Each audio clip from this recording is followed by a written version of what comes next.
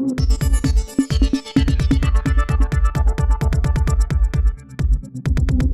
देख रहे हैं न्यूज जन संदेश, आपकी आवाज हम। जंक्शन रोड पर रामलीला मैदान में श्री राम को 14 वर्ष के वनवास की लीला का हुआ मंचन।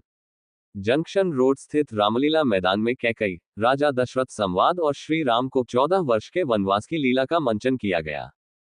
भगवान राम जी के विवाह के बाद जब महाराज दशरथ ने एक समय दर्पण देखा तो चौंक गए। उनके मुखमंडल पर सफेदी का एहसास होने लगा। उन्होंने सोचा कि क्यों ना मैं अपना राज्य अपने बड़े पुत्र श्री राम को सौंप दूं। उन्होंने गुरु वशिष्ठ को बुलाकर उनसे पूछा कि क्या राम को राजपाट सौंप दूं। गुरु वशिष्ठ जी ने इस पर सहमति दी और कहा, ये बहुत अच्छा विचार है, आप ऐसे शुभ कार्यों के लिए जल्दी करें।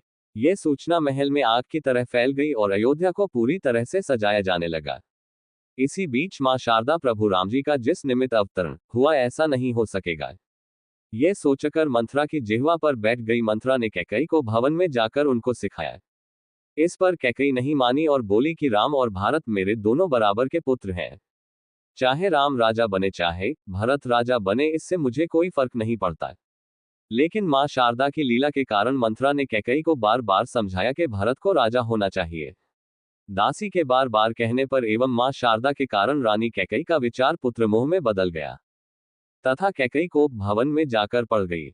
जैसे ही राजा दशरथ को पता चला, वह अपनी रानी के कैकेयी के पास जा पहुंचे तथा कोप भवन का कारण पूछा। इस पर कैकेयी ने एक बार युद्ध में राजा दशरथ की रक्षा करते समय राजा दशरथ ने भविष्य में 2 वरदान मांगने को कहा था, उन वरदानों को पूरा करने के लिए कहा। इस पर कैकेयी ने कहा कि पहले वचन के रूप में रामचंद्र को 14 वर्ष का वनवास तथा दूसरे वचन के रूप में भरत को राजगद्दी दी जाए। यह सुनते ही राजा दशरथ परेशान हो गए। बार बार कैकेयी को समझाया लेकिन कैकेयी नहीं मानी। जैसे ही भगवान राम को इस विषय में जानकारी हुई, वह सहर्ष वनवास जाने को तैयार हो गए। जब इसका पता माता सीता को लगा तो उन्होंने भी रामचंद्र जी के साथ वन में जाने की ठानी। भगवान राम ने, ठीक है, आप नहीं मानती तो मेरे साथ चलो। फिर लक्ष्मण को पता लगा तो लक्ष्मण ने कहा, प्रभु मैं भी आपके साथ चलूंगा और आपका छोटा दास बनकर आपके साथ आपकी सेवा करूंगा। इस प्रकार भगवान राम, लक्ष्मण, माता सीता तीनों वन में जाने के लिए तैयार हो गए। साथ ही माता कौशल्या माता सुमित्रा के महल में पहुंचकर उनसे अनुमति मांगी तो वह भी परेशान हो गई। राम के निश्चय के बाद उन्होंने अनुमति प्रदान किए। इसके बाद राजा रामचंद्र जी माता कैकेयी के महल में पहुंचे तथा माता कैकेयी से अनुमति के साथ साथ अपने गहने वस्त्र भी उन्हें दे दिए।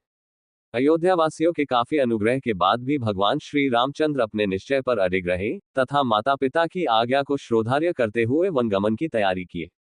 इस अवसर पर पुनीत साहनी प्रधान, सचेत गोविल महामंत्री, दीपक गर्ग जनरल मैनेजर, सचिन बंसल कोषाध्यक्ष, महेश पोद्दार, विशाल वाधवा, नवीन गुप्ता, चंद्र प्रकाश तायल मीडिया इंचार्ज, विनीत आर्य सोशल मीडिया प्रभारी, शुभम गुप्ता, दीपक बाटला, विकास वर्मा, महेश चौधरी, राम दिवाकर, आशीष गोयल, रवि अग्रवाल, अशोक टिमी, अशोक पालीवाल, अरुण गर्ग बिंदावाले, राजीव वार्षणेय, उमाशंकर अग्रवाल, प्रमोद वर्मा सहित बड़ी मात्रा में पदाधिकारी एवं श्रद्धालु उपस्थित रहे। इस लीला मंचन में पंडित अनिल शर्मा एवं पंडित प्रेम प्रकाश का विशेष सहयोग रहा है।